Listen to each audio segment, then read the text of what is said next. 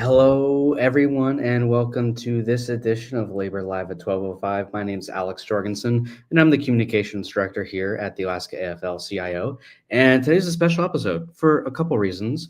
One, I'm actually here and at the library at Romick Middle School, helping out with their Model United Nations program. But still, got to do the Labor Live. Important topics always happening. And it's not always that breaking news happens on the day that we do these labor lives every Thursday. So many of you are probably aware that Governor Dunleavy had a press conference earlier today announcing his veto of HB 69, which increased the base student allocation to $1,000. Obviously, this veto will have a lot of impacts, and there's no better person probably to discuss those impacts than my good friend, NEA-Alaska President Tom Klaameyer. Tom, welcome to the program. Hi, Alex. Thank you. Yeah, Tom, if you want to maybe kind of give us like your first kind of gut reaction from the press conference and how you think this veto was going to impact your members and our communities writ large. Yeah, thanks, Alex. I hope I'm able to come through. You were breaking up a little bit, but sound like you asked about the veto and the impact on the community. Frankly, I think potentially it's devastating.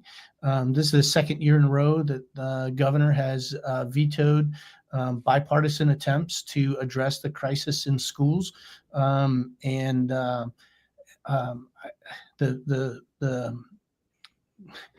as a result, the crisis continues. It only gets worse, right? We have educators that are leaving in droves. We have class sizes that are increasing. We have schools that are closing. Districts can't afford to heat their buildings or maintain them. It's just getting worse and worse. And this was by no means a perfect bill, but it was a step in the right direction. And the longer we delay action, the worse the problem gets. Yeah, I mean, I think the term deja vu comes to my head because almost a year ago, a little bit, maybe a month off, we were having this exact same conversation. We passed a bipartisan education package to give the funding that our schools so desperately need that haven't been given over the past, decade since we've really given, any sort of meaningful increase. So we got the veto. What are kind of the next steps? Like, when does the legislature have an opportunity to override this veto?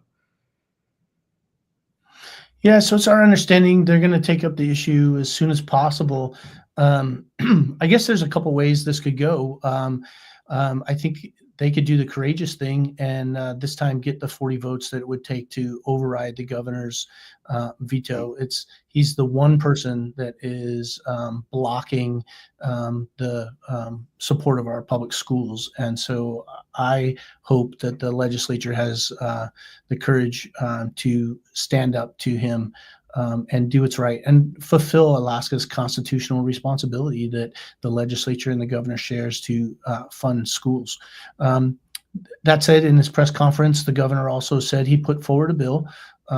Nice of him to show up back in Alaska to do something for a change. It would have been nice for him to have been there the whole time talking about this. Why are we just getting the bill now?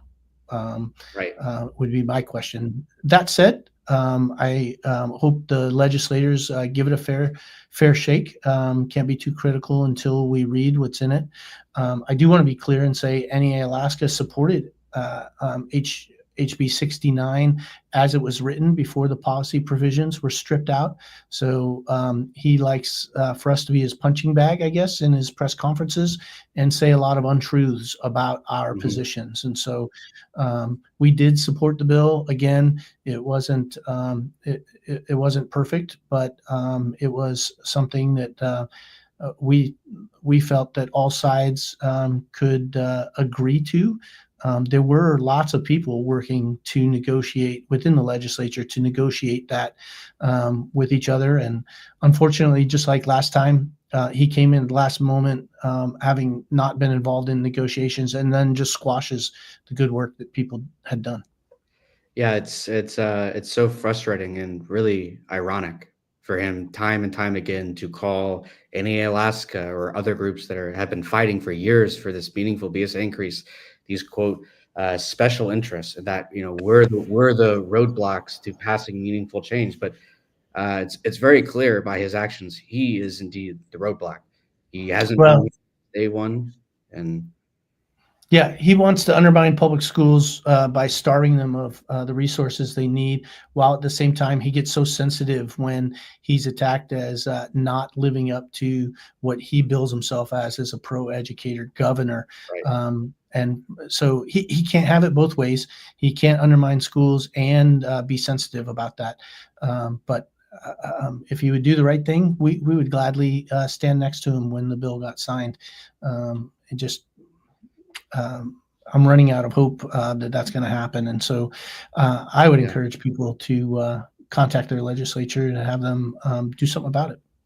Yeah, yeah, it's I think in the part of the press conference I was able to catch, he did say the majority of Alaskans support increasing public education funding. Well, this this is the This is his opportunity. opportunity to do that. The difference is when he talks about funding, I really think he does believe that he's just throwing money at it, and he doesn't trust the work of all the thousands of educators around the state that are helping kids succeed. I don't know when the last time he was in a school, but it was certainly different a decade ago or 2 decades ago, and I don't think he's acknowledging that at all. The reality is, and we're the organization that represents the vast majority of educators across the state, that our members see every day the impact of his flat funding policies, and as schools are shuttered and Mhm. quality teachers leave, retire early, leave the state, leave the profession, whatever brand of leaving you have. The fact is, there are fewer adults in schools now than there have been in years for the success of our kids. And the student population is declining a little bit, but the number of positions that are cut, the number of people that are voluntarily leaving, far outpaces the reduction in students. And so class sizes are going up, programs Yeah. are being cut, and it's appalling. Yeah, I know I'm coming up on a decade of my high school graduation, starting to feel a little bit old myself, and it's wild to think that schools are, operating on relatively the same formula that was funding my schooling 10 years ago. When Mhm. I've experienced so much in life, and our schools are kind of still stuck in the past. So I think Well, you mentioned it before, but for the viewers at home, like what are the best ways that people can get involved and help get some sort of meaningful base student allocation across the finish line? Well, before I talk about that, since you brought it up, I would argue that the flat funding has occurred by and large much longer than the last 10 years. There was a 5% bump in like 2016, 17, and then it was flat funded for years before that as well. So Mhm. really, the era of flat funding is gone much prior to your Wow. graduation from high school. And you're young, by the way. I think I'm over 30 years since my graduation. But to your point, I think there's lots of ways that folks can get involved. One is, first of all, to engage in the conversation. So too often, perhaps by necessity and for some people by design, the debate is reduced to pithy sound bites, and education is much more complex of an issue. So I would say engage in that conversation.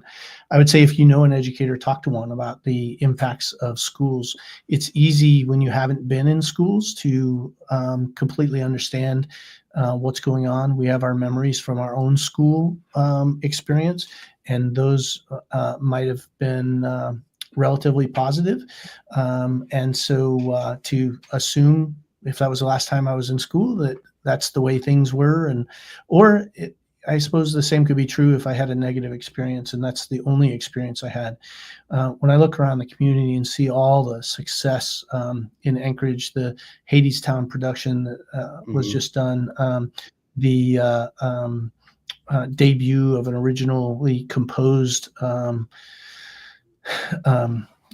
music score for the middle schools in Eagle River and Chugiak. Just incredible work that's being done, and knowing that these are the same exact types of programs that will be reduced is just, if you're a parent of a student who is impacted, I would encourage you to get involved as well. So ways to get involved. There's lots of community groups. Great Alaska Schools is a grassroots parent group.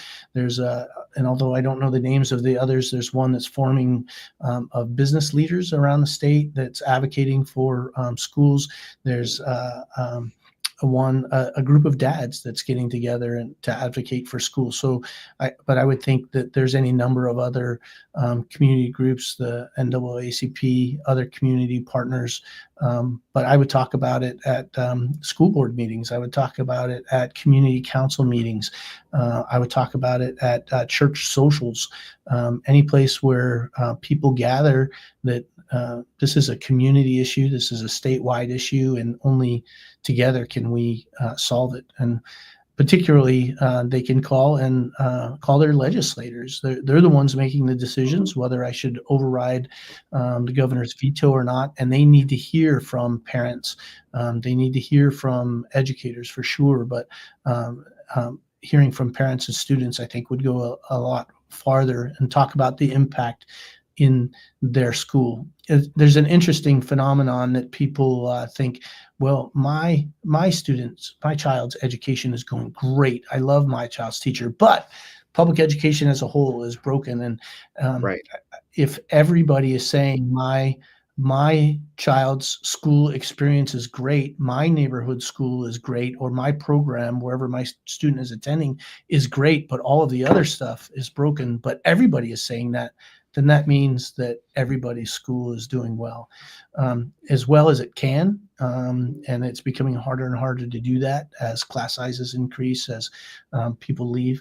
And so contacting their legislators, there's been some courageous warriors that have been fighting pro-public education, Senator Tobin, Senator Wielkowski, Representative Himshoot, Senator Bjorkman, and others that absolutely have been leading the charge to make a dent in this problem. So if those are your legislators, contact them and say thank you.